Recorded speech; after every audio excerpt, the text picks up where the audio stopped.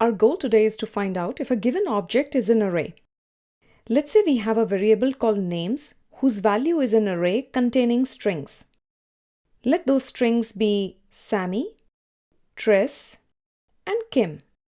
Now, arrays in JavaScript have a method called isArray, which determines if the value passed to it as an argument is an array. So to check if names is an array, we call array.isArray and pass names as argument. As you can see, it returns true. If we want to check for a string A, it returns false. For undefined values, it returns false. And same for null values. Now, if you pass an object containing the key value pair, it does return false. Often this confusion stems from the fact that arrays are objects, so to be able to check if a given object is an array, you should always use array.isArray method.